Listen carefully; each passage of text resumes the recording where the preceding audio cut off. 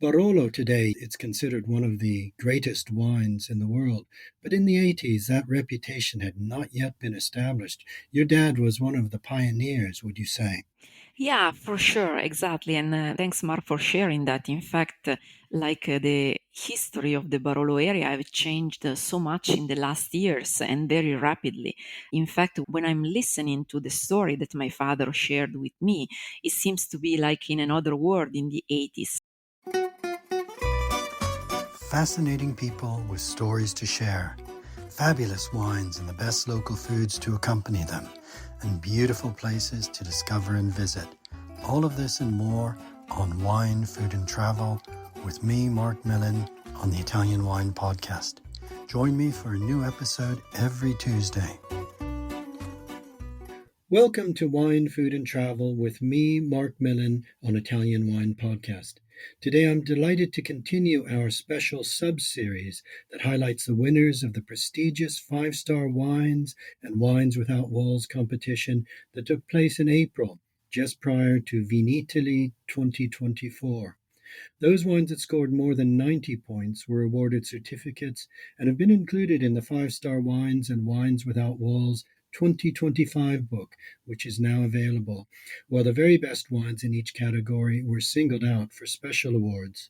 So today I'm delighted to travel to Piedmont's Le Langhe, to the heart of the Barolo wine hills of La Morra, to meet my guest, Martina Molino of the Mauro Molino winery, which received a hugely impressive five-star special award for Best Red Wine for its Barolo Conca DOCG 2020.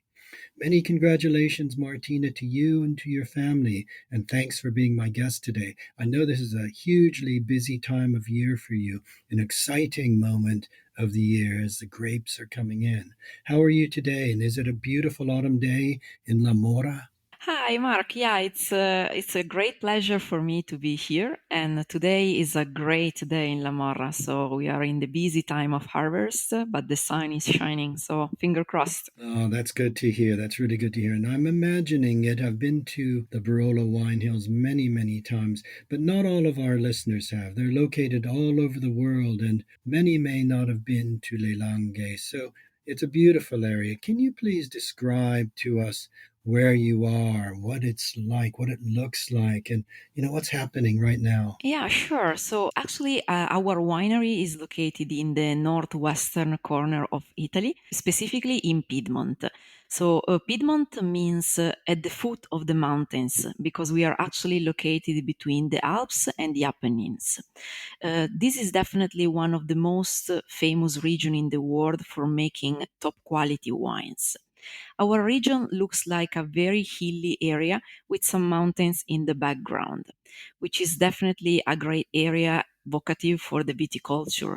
In fact, the specific microclimate that is given by the chain of the Alps that protected us from the cold wind and also the mild current of the Ligurian Sea makes this area very unique in terms of microclimate. We can actually say that our area can be divided in two big macro areas, which are Lange and Roero. This area, Lange and Roero, are divided by a river, which is called Tanaro River.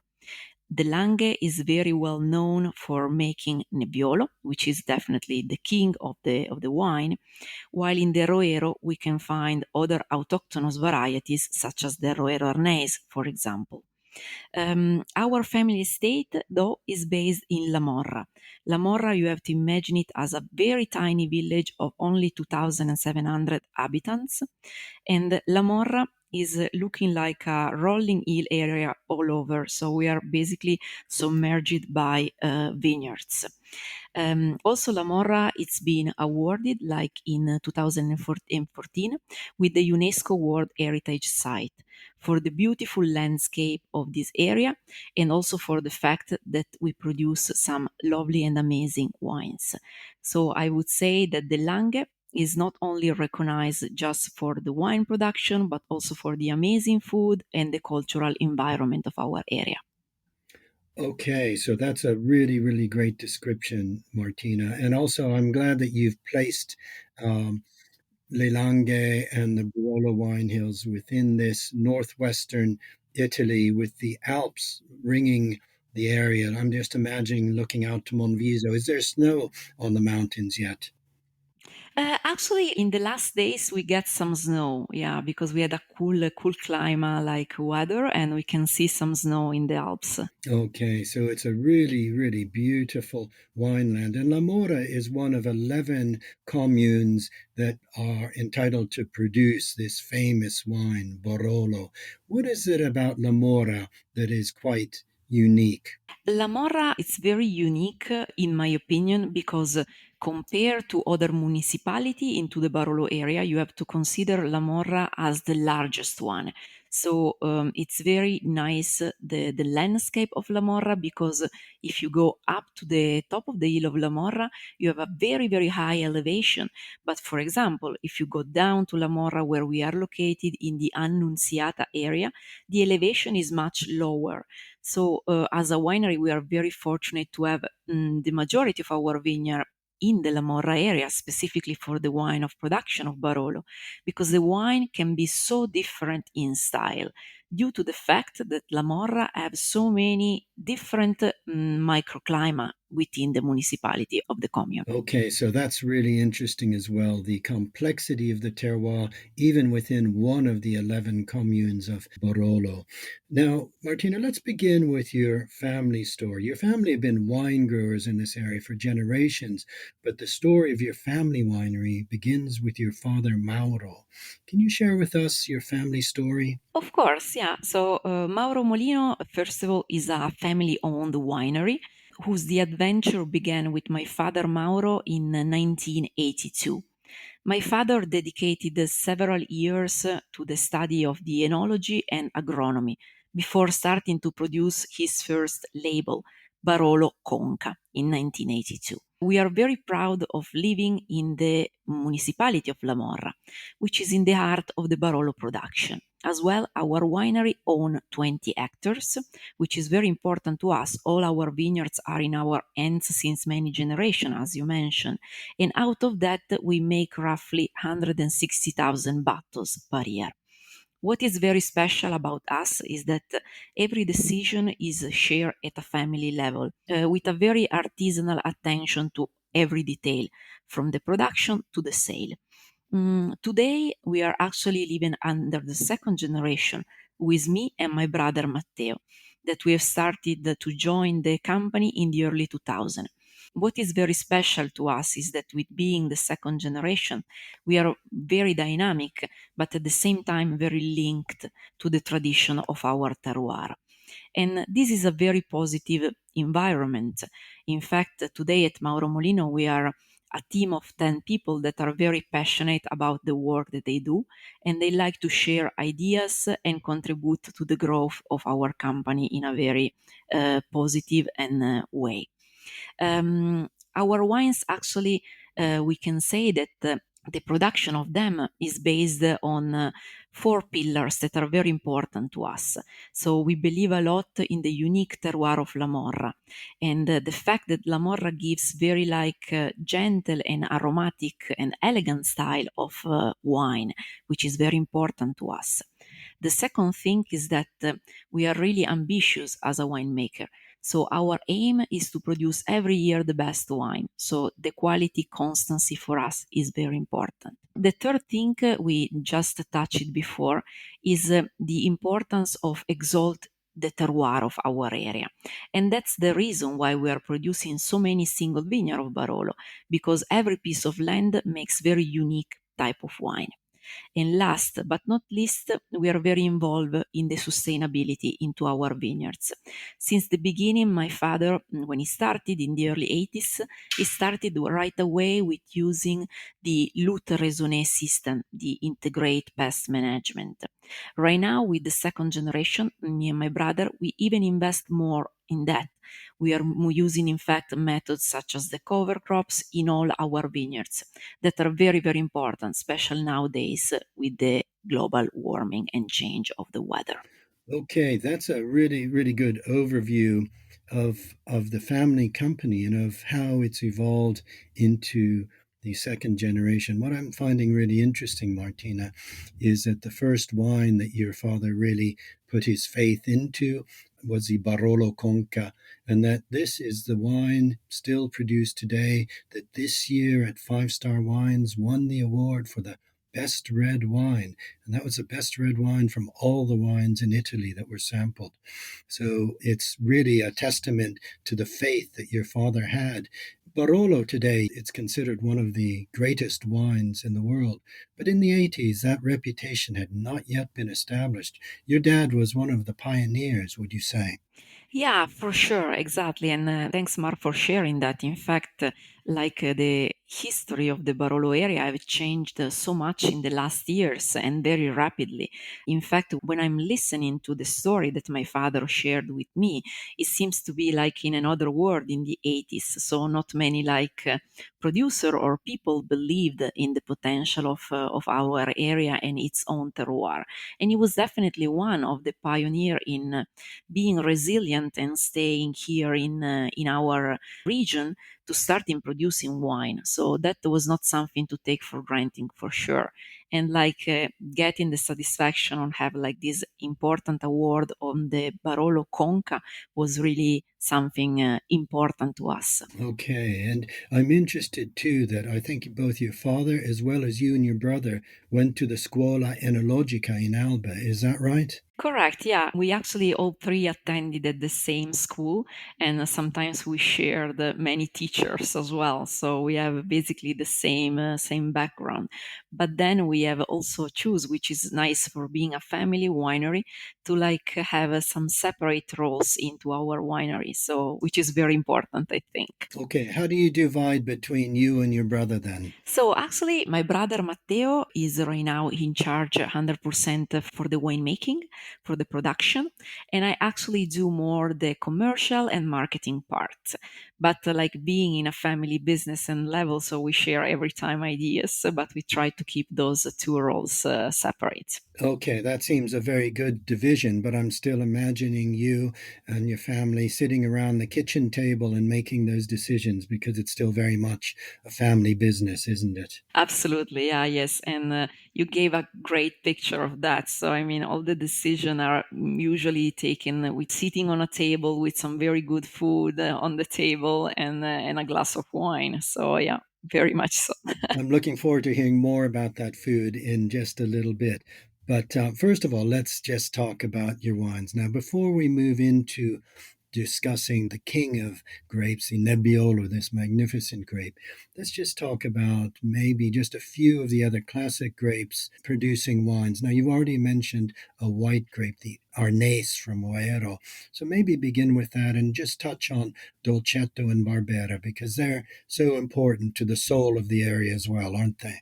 Absolutely, yeah. So, in fact, I mean, our area sometimes is more recognized definitely for Nebbiolo, but the other grapes are so important, in fact, for our area as well, because it gives a better sense of also how many different varieties and autochthonous variety we have in our region.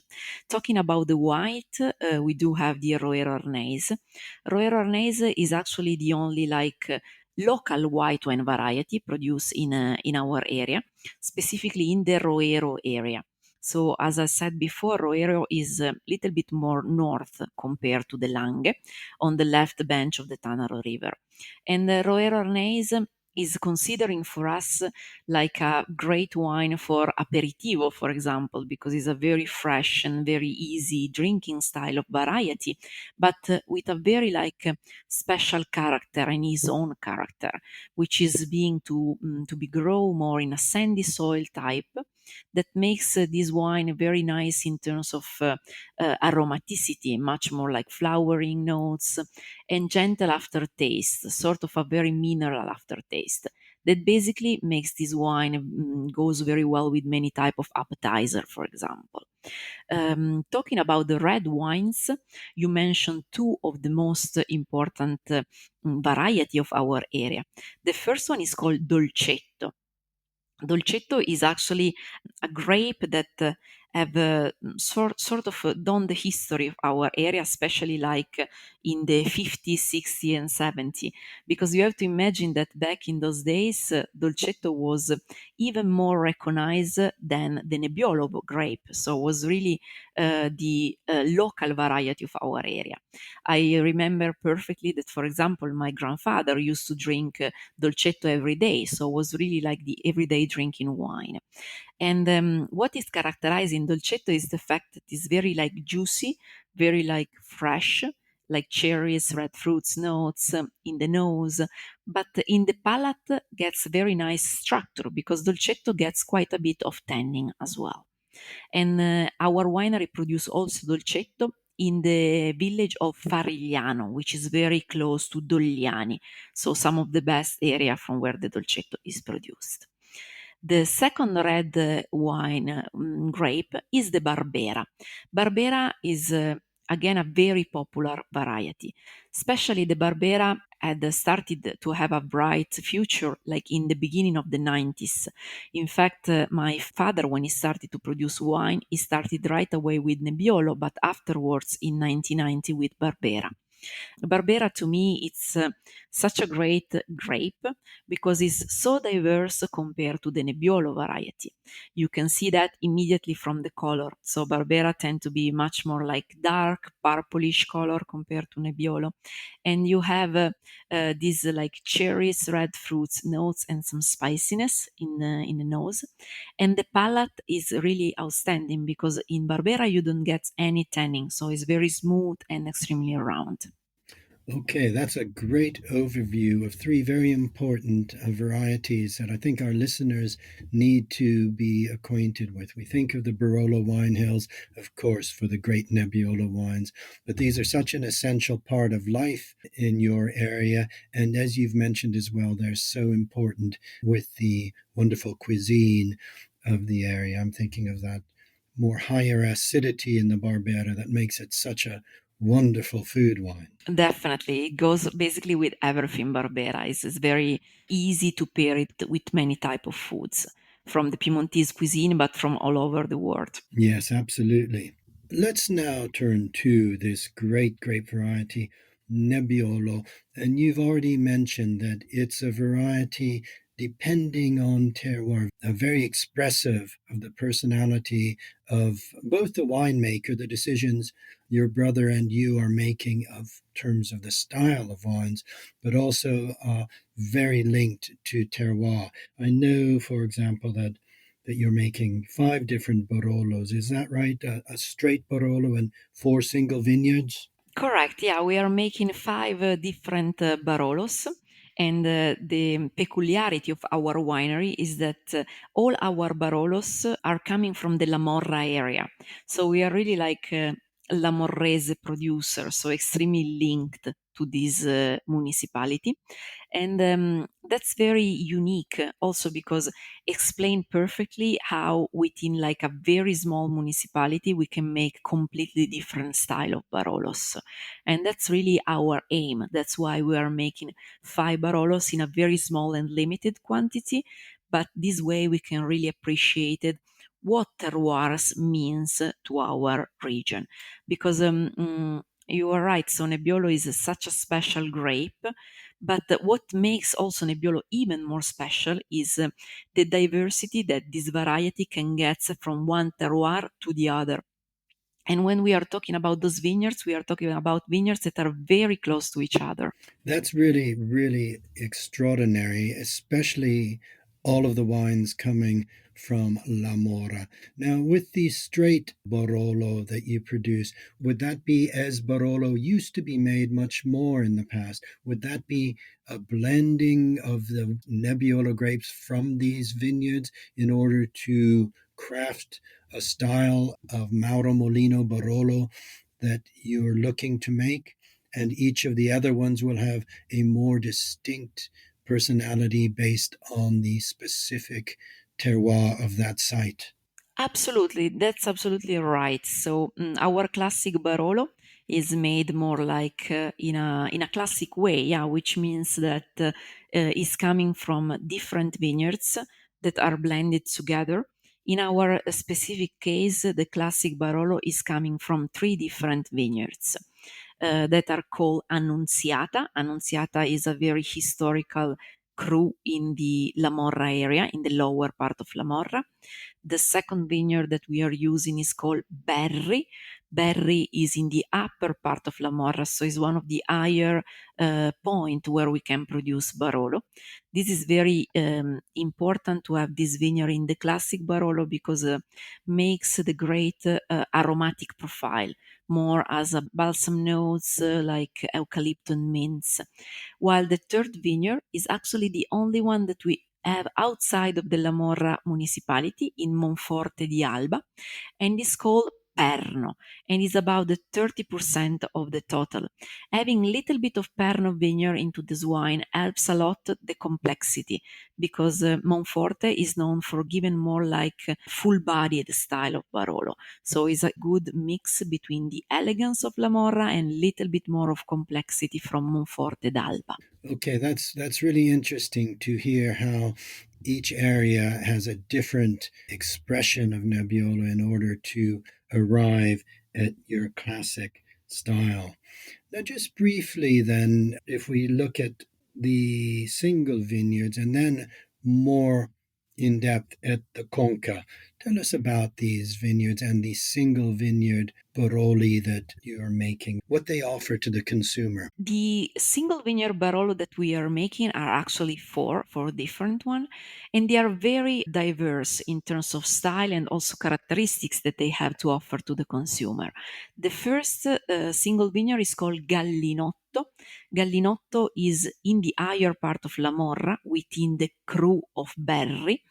And again, the elevation and the fact that this area doesn't get any protection from the surrounding hills, so kind of the sort of the breeze from the mountain hit the vineyard itself, make this Barolo extremely expressive in terms of nose and aromatic profile.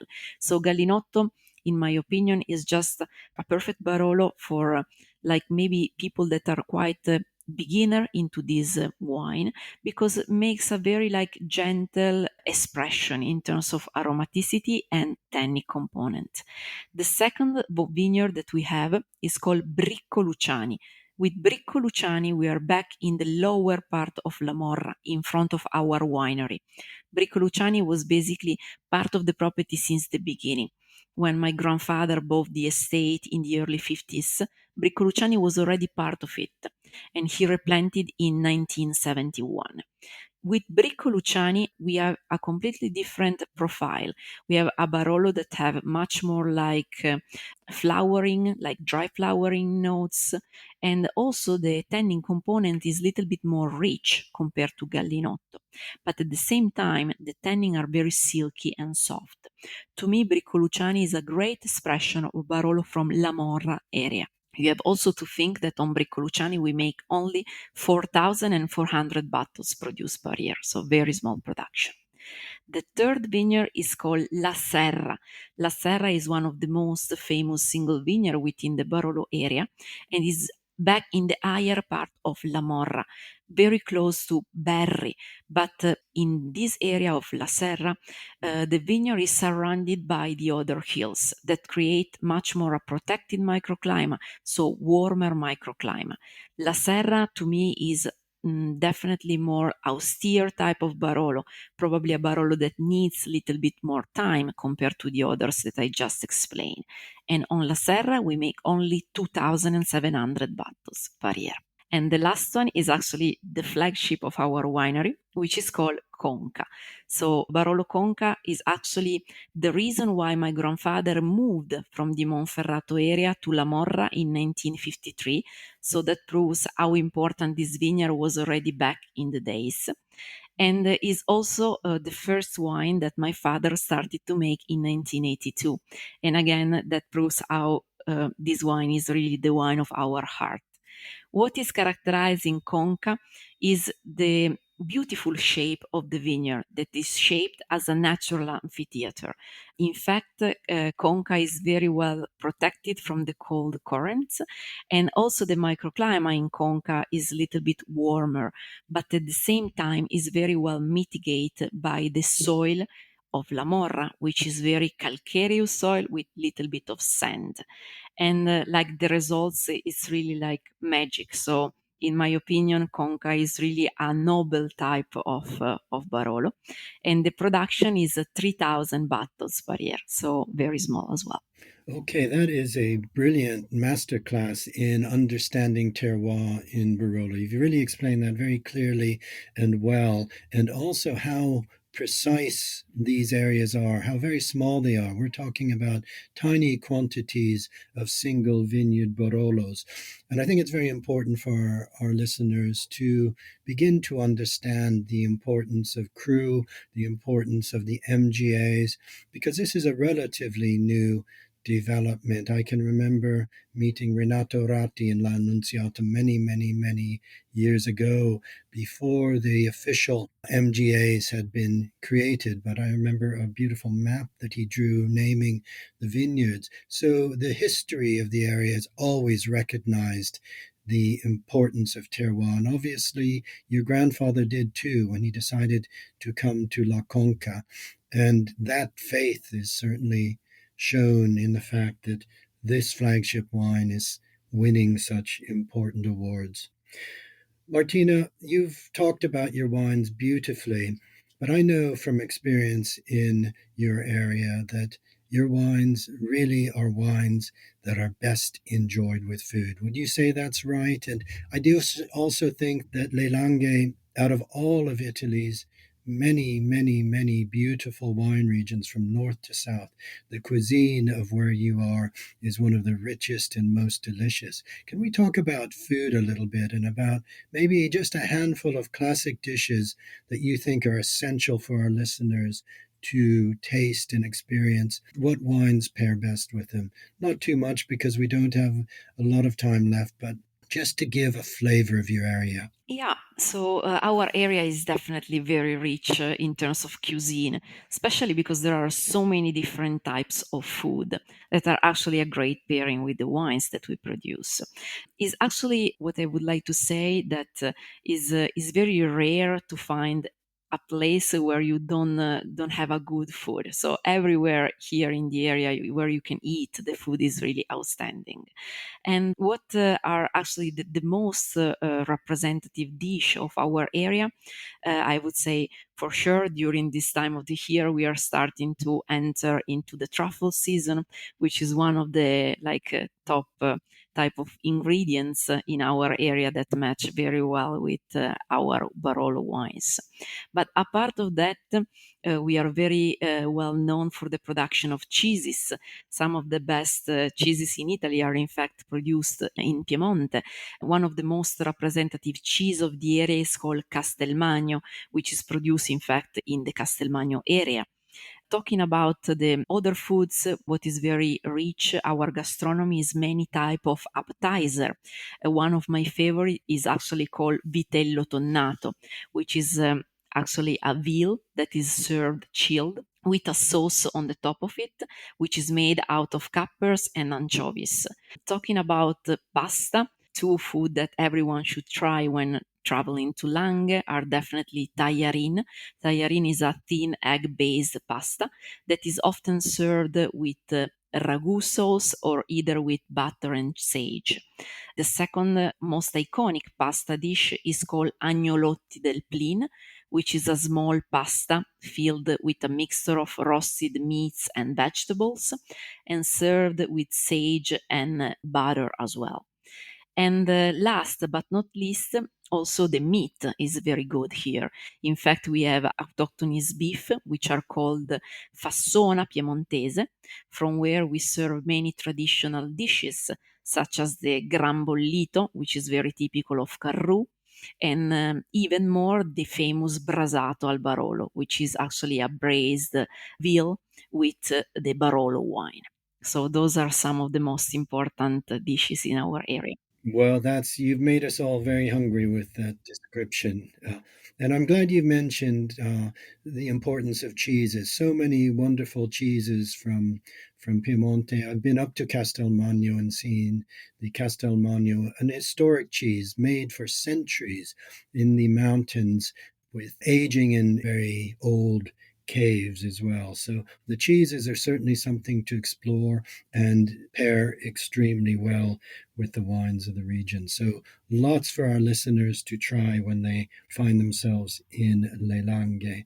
Finally, Martina, can you tell us a little bit about wine hospitality at Mauro Molino? Can our listeners visit you? Yeah, so actually, wine hospitality is becoming very important for our winery. Specifically, after the pandemic, we got the chance to build a new place where we can actually host our guests. So it's absolutely doable.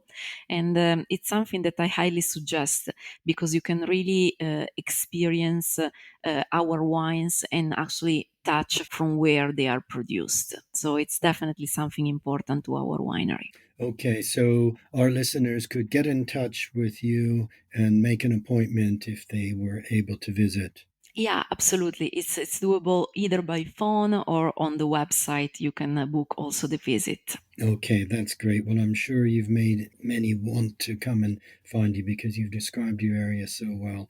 I know it's a busy time. I know the grapes are coming in this morning while the sun is shining. You've had some wet weather, but it's important to bring those grapes in the good weather. It's a Barbera coming in now. Is that correct? Correct. Yeah, yes. We just finished with Barbera and we will start with the Nebbiolo for Langa Nebbiolo. Okay, great. Well, in bocca al lupo for the vendemmia, and I hope that you have another great year. I look forward to visiting, and I'm sure my listeners do too. So thank you very much for being our guest today. Thank you so much, Mark, and crepi il lupo. So we are waiting for you here in Piemonte. Okay, grazie. A presto. Grazie mille, a presto, un abbraccio. We hope today's episode of Wine, Food and Travel with me, Marc Millon, on the Italian Wine Podcast has transported you to somewhere special. Please remember to like, share, and subscribe wherever you get your pods. Likewise, you can visit us at ItalianWinePodcast.com. Until next time, chin chin.